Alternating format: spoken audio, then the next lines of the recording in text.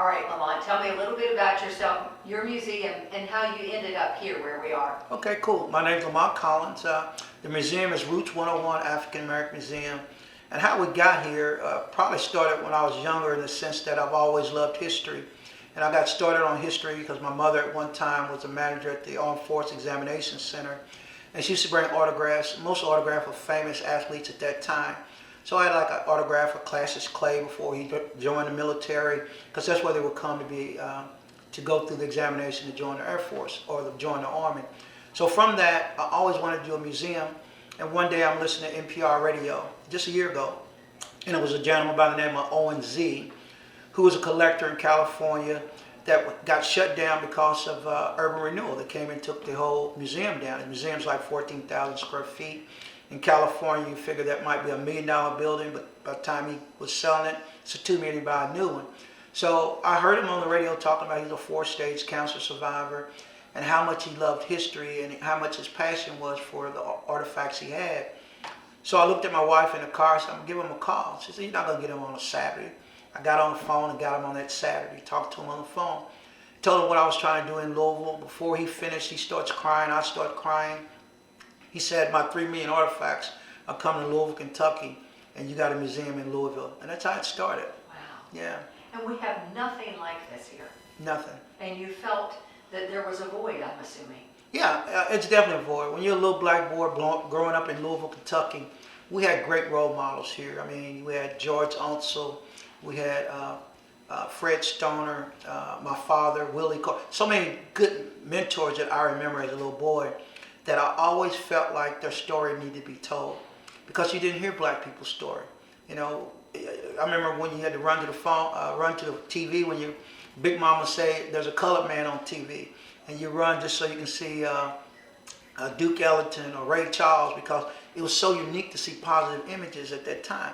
So it just instilled with me that we have to tell our story. And that story has to continue. And that's why Roots 101. It's a continuing story of the excellence of black people. And let's talk about, boy, the history that we've missed, not just in our schools, the history that we tell. And this is to make sure we tell the whole history. Correct. Yeah, I always say that African American history, is the American history. And people say, what do you mean by that? Before the bulldozers were bulldozers, there was African Americans doing the work. Before there was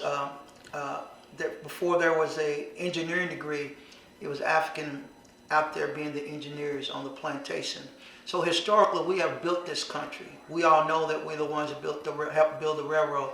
We know we helped build Washington, D.C., Chicago. Any major city African American was involved in. Any inventions African American was involved in. But what we find out is our history wasn't told, Rachel, because if you told our history, then you blow the myth of supremacy out the window. When we were enslaved people, we were enslaved because they said we were animals. Now, if I say you're animals and I say that we're supreme over you, there's no positive story I could ever tell about you. So for generations, we've heard stories that never was positive to who we were. So when you're a young kid like I was, whenever I saw a black image, I found a pride and a story within that image. Even if it was derogatory, like a mammy doll, I could still put the historical facts that black women were raising white children. And that's who they listened to. It was black women that were cooking in the kitchen. It was black women that was advising the family. So black women had strength even in the image of a mammy doll. Those are things I learned at an early age that meant so much to me. And what are you hoping to teach here then? That forgotten history, those hidden histories, not forgotten to everybody, but certainly not told. So when you started this, what was your hope? Well, my hope was I felt to heal America. I felt what I wanted to do was bigger than Louisville. What I felt was too many times they separate our history. And when I say separate the history, they separate, like I said before, African American history from history. My goal was to tell the whole story, the complete story. If I tell that story, then you see the significance of who I am as a person and who I am as a people. So when I tell that story and the significance of doing here on Museum Road, which even as a game changer, that I can tell our story 365 days on Museum Road, where our story has not been told consistently, maybe 28 days out of a month. It was a game changer that I had to do. So that was the significance of why we did it. And then here's the main point. when you tell history for what history is, when America was at its greatest, not what a president would say today, but the facts to America being its greatest is when we came together, the abolitionists came together, the Jewish community came together during Brown Board education, the homosexual LBG community came together when the Civil Rights March. So all the communities have always worked together. The Quakers. So when America was at its best, when it saw that it had to be better, we all worked together. And the purpose of this museum is to show that if we come together and discuss history to its minute point, you understand I'm just as American as you are. And then the healing starts. It's like a wound. If we can pull the wound back, we can address the wound. The problem is we have not pulled the wound back to address the problem. Would you say the wound, that would be truth in history? That's the truth. truth. Is that the same? And you can't separate African American history, black history from... Can't. And you say it's not good to do that. No, it's an oxymoron to do that. Because just think about it. Look at the legacy that my kids didn't look in the mirror and see. Right? And the legacy that you may have saw when you were 5 years old versus what I saw. When I was 5 years old, I saw Tarzan movie, and Tarzan was beating up all the black guys. Or I watched Gunsmoke, and no black men were in the town. So I never saw images unless I created those images. Right? So it's so important that people don't realize that our history has been defined to memories. White America history has been defined to history. It's that you can go back to Switzerland, Germany, wherever your family take you, you have a history to go. Black history has been minimalized to memories. What Big Mama told you, what Uncle Joe told you. That's the history we grew up with.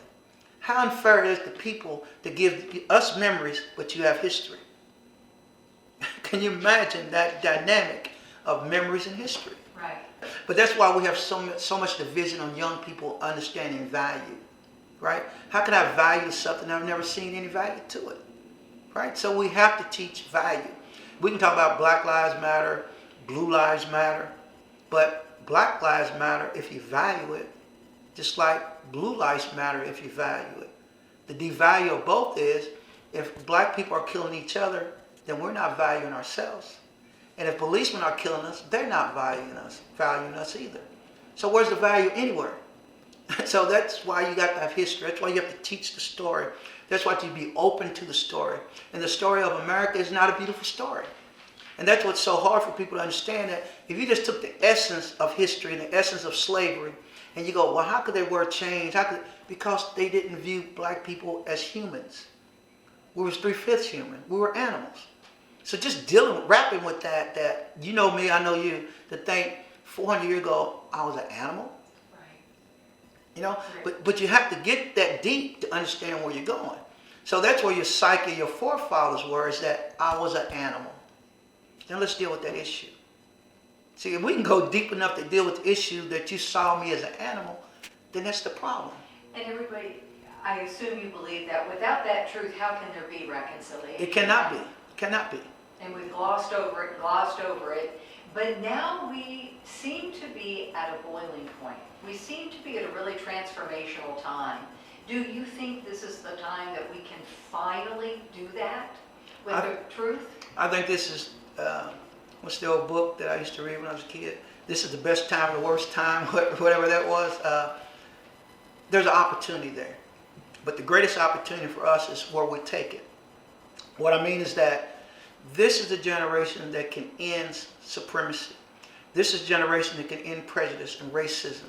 This is a generation where the browning of a family is happening.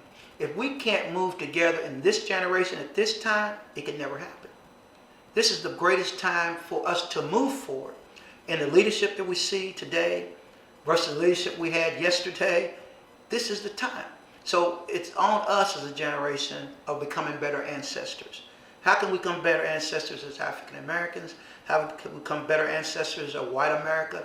How can we all become better? And only become better if we go to another level. And that level is to dismiss everything that was in the past and grow everything new. I know the deeper understanding you're hoping people will get here. Mm-hmm. It begins on the first level as a slave ship. Take us through the levels and the experience people get when they come here. Okay, well, I think that's the greatest thing about the story we're telling, is that We tell them about the enslaved people that come to America. This is one thing people don't realize. We were descendants of kings and queens that were enslaved in America. That's a mind shift in itself. So many people want to call us slaves or descendants of slaves. No, we're descendants of kings and queens that were enslaved in America, which means we had royalty, we had civilization, we had education, we had mathematics, we had language, we had all those things before we were enslaved in America, right? So we had a history in place. So our history didn't start here. Our history came here. But we stopped telling our history. And we define not telling our history because if people don't realize, and I try to be honest with it, is that you got to remember the Bible was the center of control of enslaved people. Think about this. Every person that came to America was defined as Germans, Switzerlands, Englishmen, but black people, Africans, were defined as black. Well, they knew it was from Africa, but they defined them as black because in the Bible, anything satanic was black. Anything evil was black. Anything white was Jesus Christ or God himself, angels. So the whole premise of what we were was put here to be evil animals from the beginning. And that's a hard thing for people to realize, but that's the fact of where we live in America. So that's what I mean about the healing process, is that we can really talk about that. And when I talk about re-education, and I say that all the time, there's a book by Carter Woodson, who wrote a book called The Education of the Negro in 1933. Now it's not the education of the Negro anymore. It's the education of white America. And what do I mean by that is that now you get the story that you never was told before. The story that was hidden and taken away. It took away my character and the vision of who I ever was. Now we can say, okay, this is the real story. Now we can change the game. Are you finding that there is an awakening that white people are more receptive to hearing this? Are you finding that you're getting white people coming to this museum and open to this and wanting to know the history? Sure.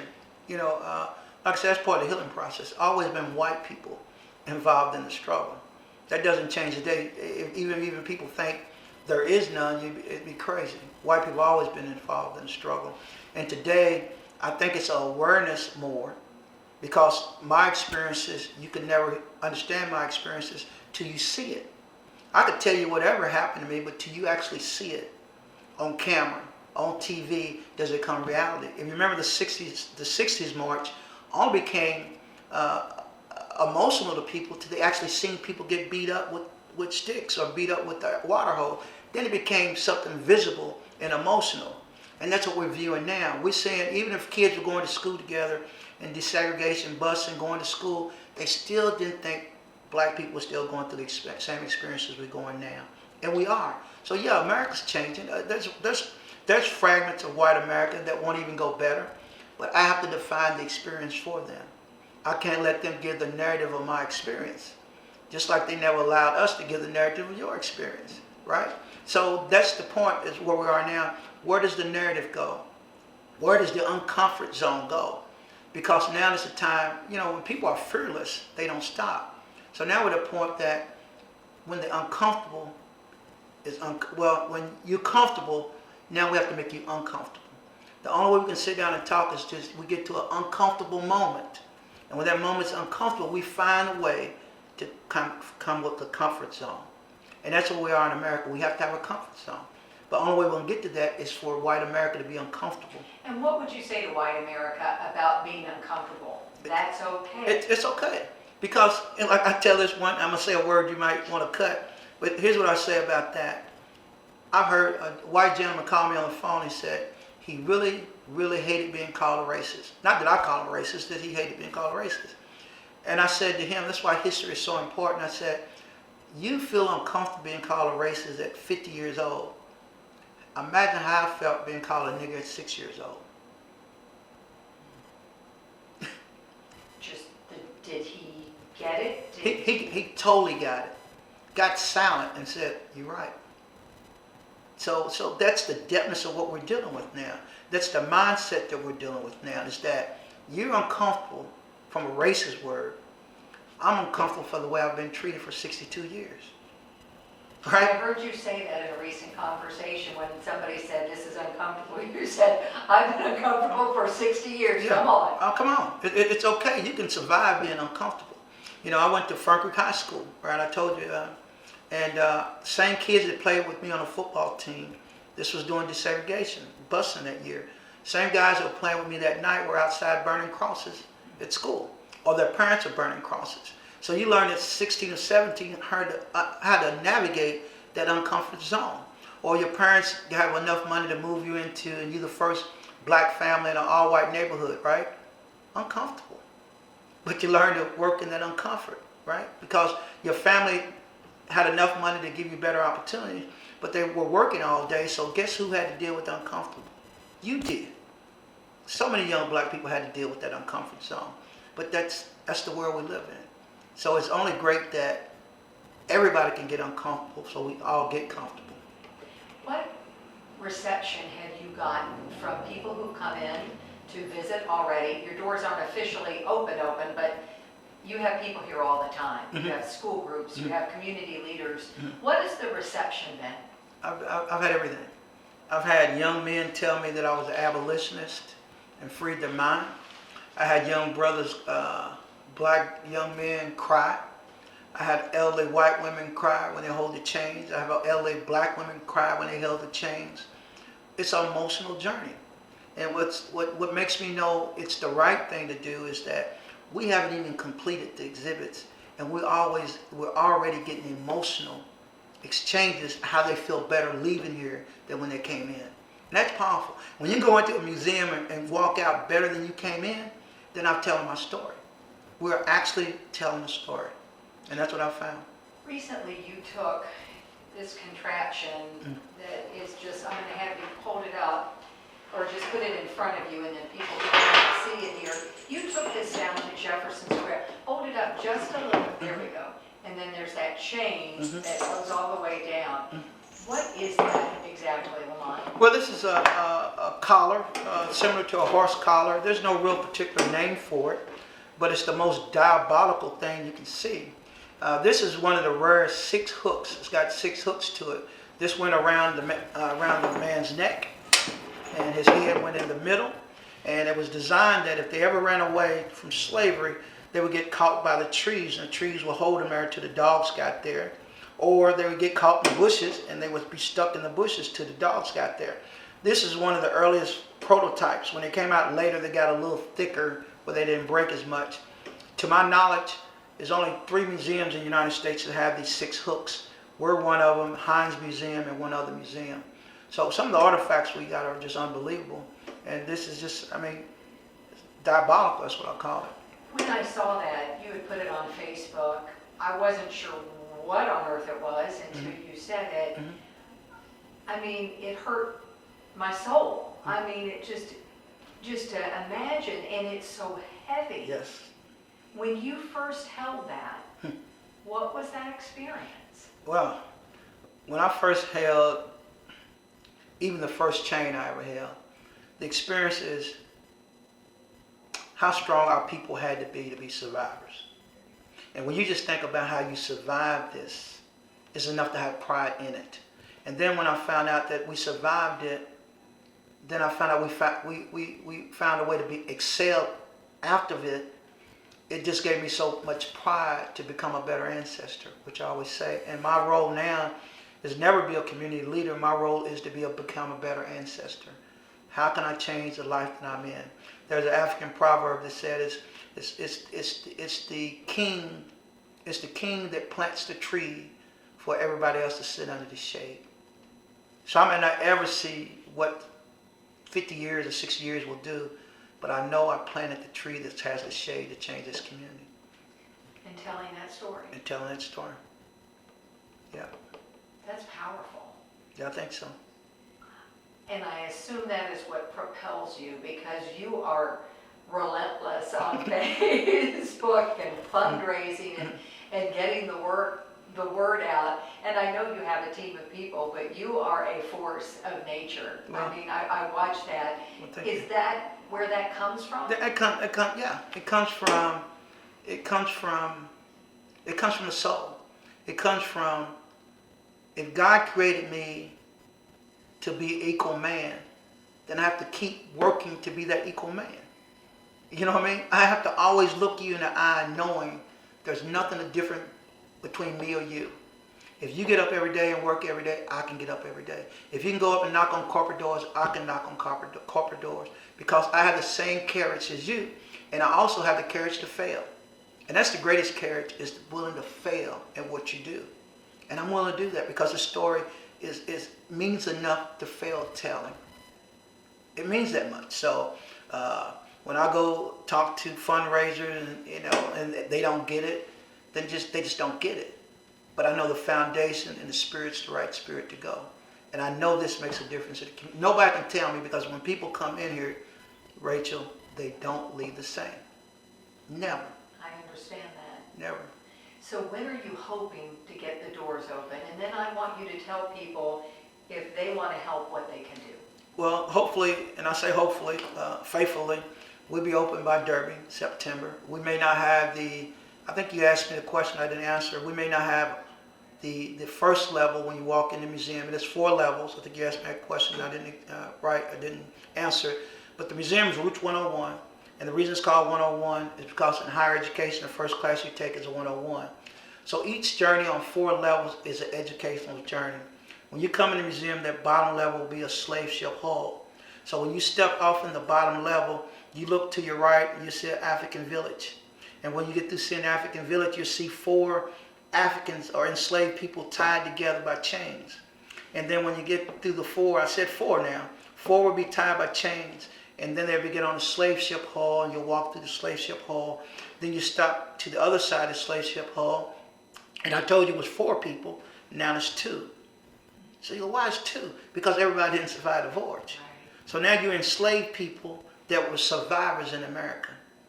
So you're enslaved and survivors. How many times do people tell enslaved people they survived? We survived. I'm a descendant of a survivor. I'm a descendant of a king and queen. Look at the 3 positive things I just said that we haven't heard in 50, 60 years. Right? So now these 2 people are there, and now all of a sudden they step up to a slave market. They're being sold, and when they come out of the slave market, this is all on the lower level, now they have a decision to make. The decision is, I'm going to be a slave, I'm going to run to freedom, I'm going to die. The story I tell downstairs is you go through a door and you're in the Underground Railroad. So now we're running to freedom. So that's a whole bottom level. And when you come off the bottom level, you go to 2nd level. Now we're in Reconstruction. We're in America now. We're free. Now we're going through those struggles of Reconstruction. We're moving to the North. So we're telling the story about the North. We're telling the story about Motown music. We're telling the story of Kentucky. We're just telling our journey and our success stories. And our stories about doctors, lawyers, engineers, things that our young people don't know enough of, right? So when we get to telling that story, now we go up to maybe 1960, and now we're on the 3rd level. So now we're telling the story of civil rights. Now we're telling the story in the 70s, now 80s, now 90s, and now we're on the top floor, which is the 4th floor. Now we're telling Obama. The highest office a black man's ever got is President of the United States. Now we're telling his story on that 4th level. And when you're on that 4th level, when you look at the back of the 4th level, guess what? It's a picture of the river, because it's an open balcony in the back. So now we're showing Obama, now we're showing freedom, because remember, in the 1700s, 1800s, we ran to freedom over the Ohio River, which they call the River Jordan.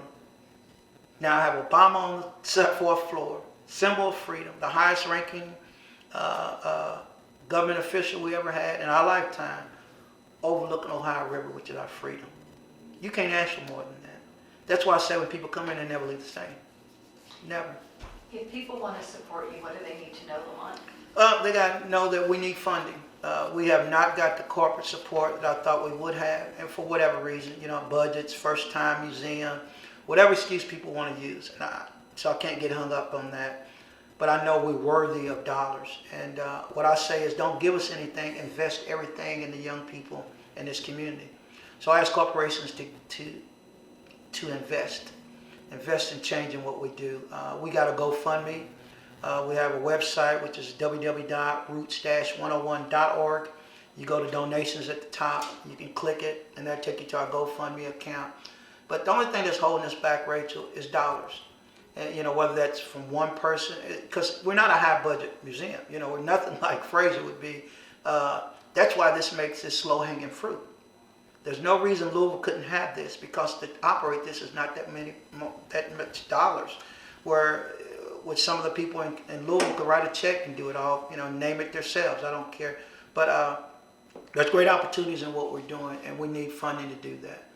But we're going to continue till we run out of funding, I guess. Do you have hope? I always have hope. I built it on hope and faith. I didn't build it off finances. I built it off faith. I had a 500-year plan. People say, what's a 500-year plan? I plan to be 500 years, which means when I'm gone, someone else is still running it. I plan on being the next 2 buildings over. I plan everything that Fraser planned, right? Without the financials in place, but faith in place. And historically, black people have always moved on faith and not finances. I'm just really the forefather of my past. We always operate on faith. And this is no different. But if I didn't operate on faith, it would never happen. If I waited to happen, it never would happen. So I'm okay with operating on faith, because faith is the substance of things hoped for and evidence of things not seen. We're showing you the things you can see. So I'm faithful it's going to happen. Thank you for sharing. Well, thank you.